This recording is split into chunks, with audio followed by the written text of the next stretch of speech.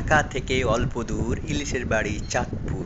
Dear viewers, আপনাদের সবাইকে স্বাগত জানাই আরও একটি নতুন ভিডিওতে।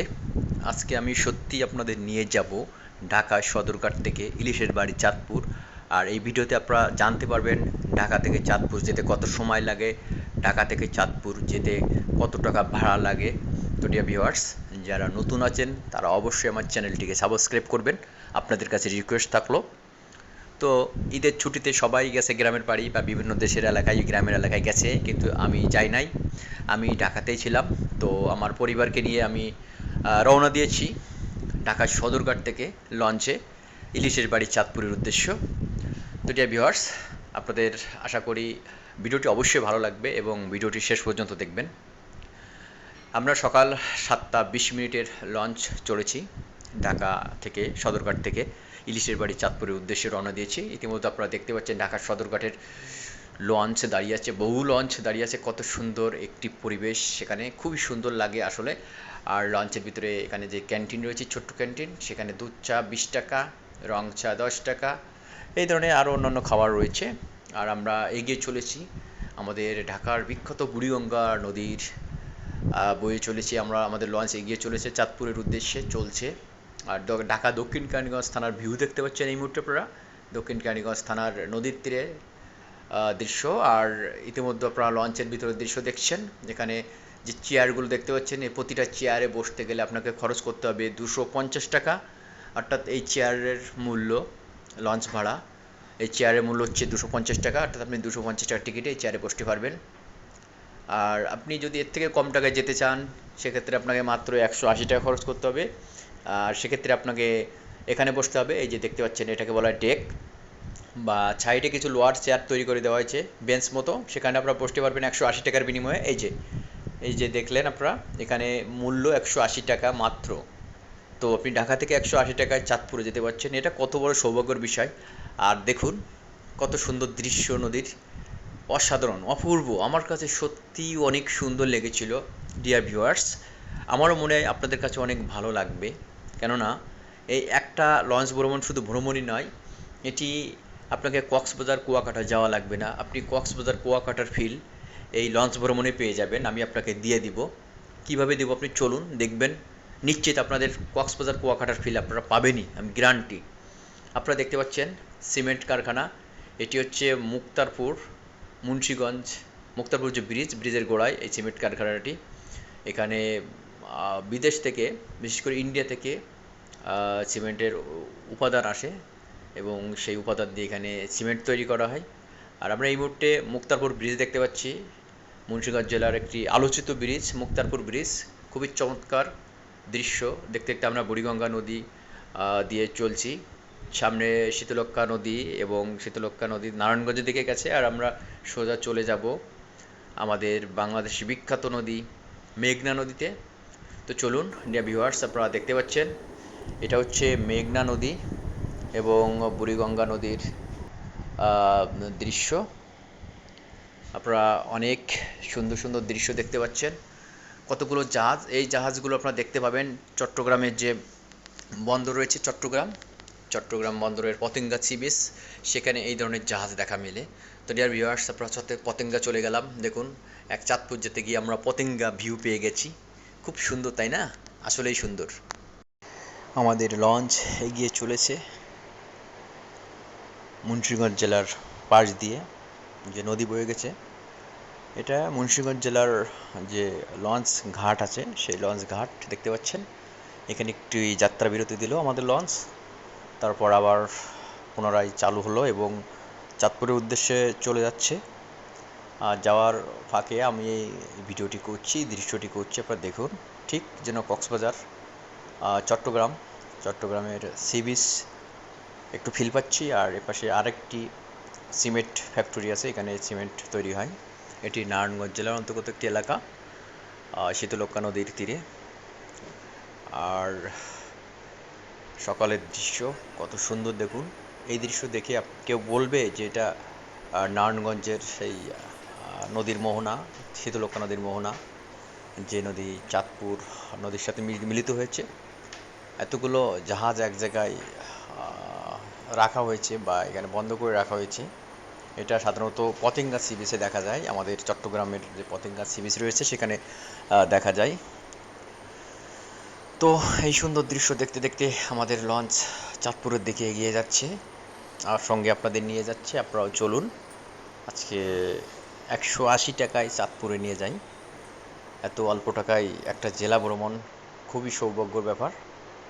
আর যত দূর চাঁদপুরের দিকে যত এগোচ্ছে আমাদের লঞ্চ, নদীর দীর্ঘ হচ্ছে, নদীর প্রস্থ হচ্ছে, নদীর প্রস্থতা বৃদ্ধি পাচ্ছে। খুবই বড় বড় নদীর সামনে পাচ্ছি আমরা।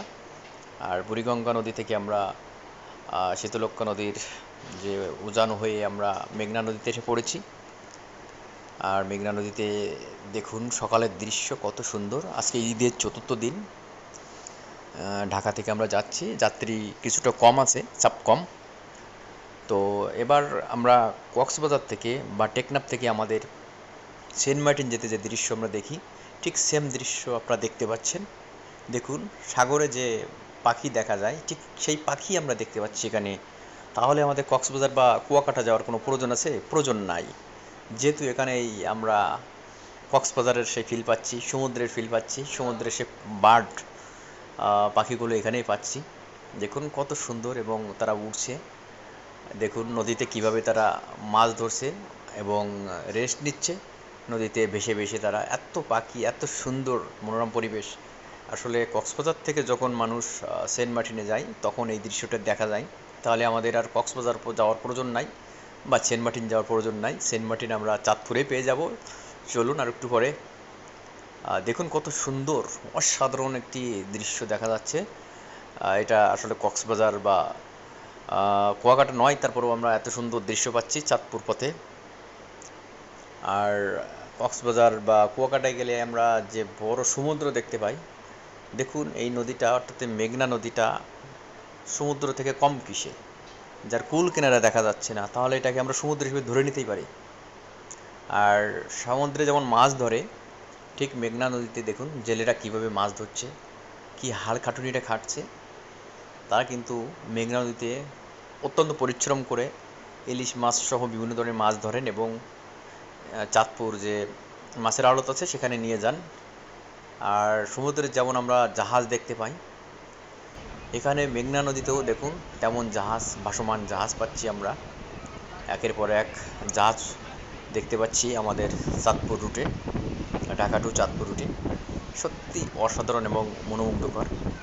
তো যাই হোক ডিয়ার ভিউয়ার্স, একটা তথ্য দিই, সেটা হচ্ছে ঢাকা থেকে আপনাকে চাঁদপুর লঞ্চে আপনি যেতে পারবেন সকাল থেকে রাত মধ্যরাত পর্যন্ত। সকাল 6টা থেকে মধ্যরাত পর্যন্ত লঞ্চ চলাচল করে, 1 ঘন্টা 2 ঘন্টা পর পর। তো আপনার চাঁদপুর পৌঁছাতে টোটাল 3.5 ঘন্টা সময় লাগবে। লঞ্চ ভেদে 20 মিনিট কমও লাগতে পারে, আবার কোনো লঞ্চ একটু 20 মিনিট বেশিও লাগতে পারে। অর্থাৎ আপনি 3 ঘন্টা থেকে 4 ঘন্টার ভিতরে আপনি চাঁদপুর পৌঁছাতে পারবেন। আর মাত্র 180 টাকা খরচ করে এত সুন্দর মনোরম দৃশ্য আর সাগরের সৌন্দর্য আপনি চাঁদপুর নদীতে পাবেন, মেঘনা নদীতে। এটা মূলত মেঘনা নদী নয়, এখানে হচ্ছে পদ্মা এবং মেঘনা দুটো বড় নদী মিলিত হয়েছে, সাথে ডাকাতিয়া নদী মিলিত হয়েছে। এজন্য এটা একটা সমুদ্রের মতো মনে হয়। আর এত সুন্দর জায়গায় আসলে মনে হয় যে আমি সমুদ্রে কোনো লঞ্চে চলছি বা জাহাজে চলছি। দেখুন মেঘনা নদীতে ভাসমান কত নৌকা এবং জাহাজ দেখা যাচ্ছে, এবং দূরে আপনি কোনো কুল কিনারা দেখতে পাচ্ছেন না, যেটা আমরা সমুদ্রে সাধারণত কুল কিনারা দেখতে পাই না, সেটাই মেঘনা নদীতে এসে দেখতে পাচ্ছি না। আর দেখতে না পাওয়ারই কথা, দুটো বড় বড় নদী, পদ্মা মেঘনার মিলিতস্থল এটি। আর সাথে ডাকাতিয়া নদী, 3 নদীর মোহনা। আমরা এসে গেছি 3 নদীর মোহনা। আসলে এমন একটি বড় এলাকা, মানে এত বড় নদী, কুল কিনারা দেখা যায় না। আর নদীতে কত সুন্দর সুন্দর জাহাজ চলছে, যা সত্যি আমার মনকে আকর্ষণ করছে, সত্যি আমাকে মুগ্ধ করেছে। আমাদের লঞ্চ চলছে। আর মোটামুটি যেহেতু ঈদের আজ চতুর্থ দিন, যাত্রী কম রয়েছে। আর অবৈধভাবে যারা ইলিশ মাছ ধরছে, কোস্টগার্ড তাদের জাল ধরে নিয়ে যাচ্ছে, এবং তাদের কাছ থেকে জাল কেড়ে নিয়ে যাচ্ছে। এটা আইনত ভালো কাজই করছে।